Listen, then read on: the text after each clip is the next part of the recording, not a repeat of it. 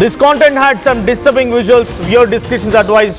This content had some disturbing visuals. Viewer discretion is advised. ఈ content లో కొంత కలవరపాటి గురించి సంశయాలు ఉన్నాయి. తగు జాగ్రత్తలు తీసుకోమని ఆర్టీవీ హెచ్చరిస్తోంది. హైదరాబాద్ ఓఆర్ఆర్ పై ఘోర ప్రమాదం చోటు చేసుకుంది. ఎగ్జిట్ నెంబర్ 12 దగ్గర కంటైనర్ ని వెనక నుంచి వచ్చి ఢీకొట్టింది ఓ కారు. ప్రమాదంలో ఇద్దరు యువకులు స్పాట్ లో మరణించారు. నెల్లూరు నుంచి హైదరాబాద్ వస్తుండగా ఈ ప్రమాదం జరిగింది. మృతులు నెల్లూరుకు చెందినటువంటి భరత్ సాయిత్రిలోగా తెలుస్తోంది. అయితే మృతుల్లో సినిమా నటుడు భరత్ తో పాటుగా కెమెరామెన్ సాయిత్రిలో కూడా ఉన్నారు.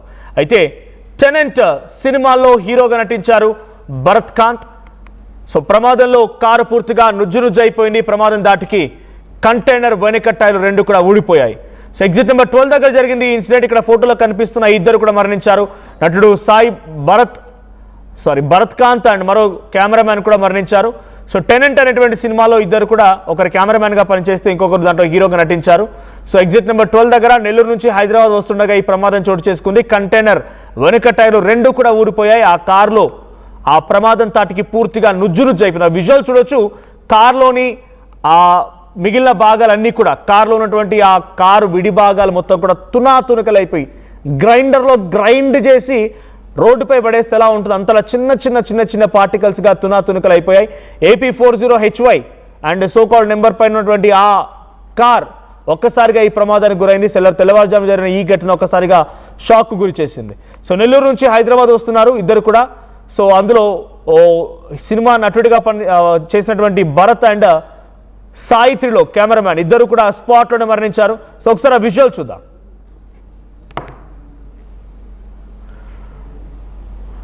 దీనికి సంబంధించి మరిన్ని అప్డేట్స్ ప్రతినిధి నిర్మల అందిస్తారు. నిర్మల, సో ప్రమాదానికి గల కారణం ఏంటి? ఆ కారులో ఎంతమంది ఉన్నారు? సో దీనికి సంబంధించి పోలీసులు ఏం చెప్తున్నారు? ఈ ప్రమాదానికి అసలు కారణం ఏంటి? తప్పిదం ఎవరిది? అప్డేట్స్ ఏంటి? ఎస్ మనోజ్, ఇది మాత్రం ఆదిబట్ల పిఎస్ పరిధిలో కూడా నిన్న వాళ్ళు నెల్లూరుకి అంటే ఆదివారం రోజు తెల్లవారుజామున 3:30 మాత్రం ఈ ఘటన చోటు చేసుకుందని కూడా అనుకోవచ్చు.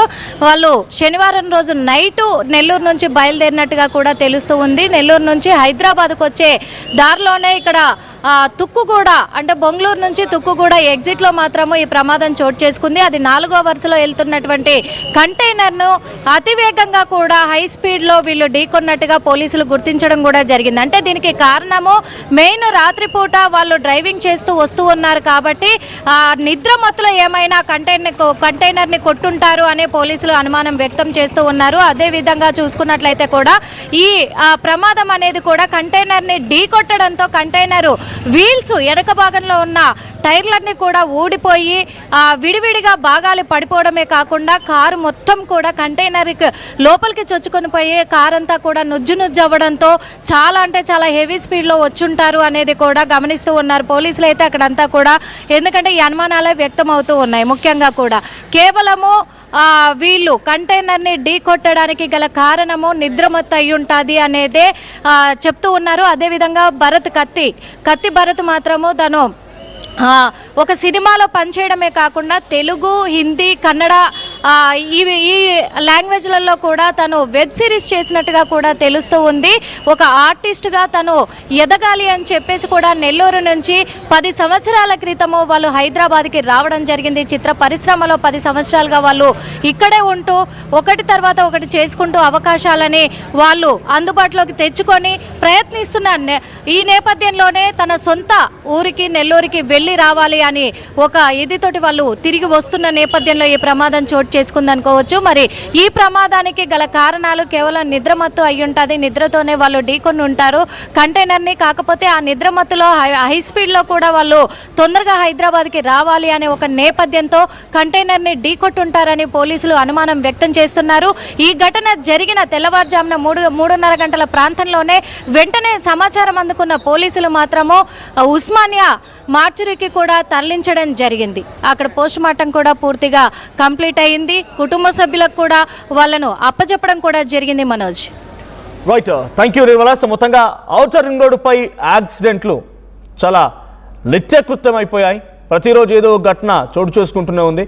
అయితే గతంలో మనం చూసాం మాజీ ఎమ్మెల్యే దివంగత మాగంటి గోపీనాథ్కి సంబంధించినటువంటి కుమార్తె కూడా ఔటర్ రింగ్ రోడ్డు పైన ప్రమాదానికి గురైంది.